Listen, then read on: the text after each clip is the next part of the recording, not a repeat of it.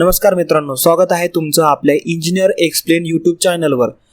तर आपण आजच्या व्हिडिओमध्ये बघणार आहोत सॉलिड मेकॅनिक्सच्या प्रीवियस इयर क्वेश्चन पेपरमधील मे जून 2022च्या क्वेश्चन नंबर 1B।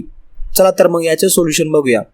तुम्हाला स्क्रीनवर टी सेक्शन दिसत असेल तर आपण वेबला 1 नंबर दिलेला आहे आणि फ्लेंजला 2। तर आपण पहिले एरिया काढून घेऊ। A1 म्हणजे आपला वेबचा एरिया। तर वेबचा एरिया आहे आपला 4375। आपला वेब फ्लेंजचा एरिया आहे 3125। आपण पहिले y1 काढू। y1 साठी आपण 175 ला 2 ने डिवाइड करून आपल्याला y1 मिळेल 87.5। नंतर y2 काढू। y2 साठी 187.5 आणि आपण आलेल्या व्हॅल्यू y बारच्या फॉर्म्युल्यामध्ये टाकल्या तर आपल्याला y बार मिळेल 129.16। आपण नंतर मोमेंट ऑफ इनर्शिया काढू। त्यासाठी आपल्याला पहिले फ्लेंजचा मोमेंट ऑफ इनर्शिया काढावा लागेल। त्याचा फॉर्म्युला आहे BD³/12 plus A1 into H1 square.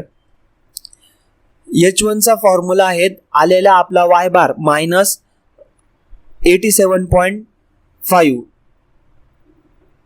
म्हणजेच y1। तर आपला मोमेंट ऑफ इनर्शिया आलेला आहे फ्लेंजसाठी 18.758 इंटू 10⁶। आपला IXX2 आलेला आहे 10.798 इंटू 10⁶।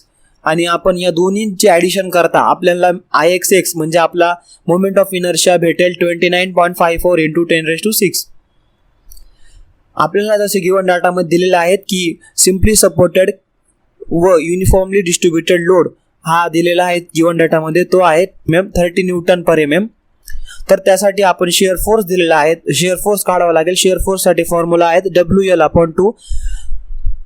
लोड आपला 30 आहे इंटू लेंथ आपली 1 आहे, 1 मीटर दिलेले आहे, तिला आपण mm मध्ये कन्वर्ट करून घेऊ 1 इंटू 10⁻³ आणि त्याला डिवाइड करू 2 ने। तर आपल्याला शिअर फोर्स मिळेल 1500 न्यूटन पर mm।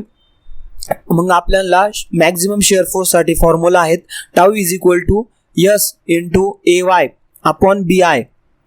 त्यासाठी आपला शिअर फोर्स आहे 1500। एरिया आहे आपला त्यासाठी 25 इंटू 129.16।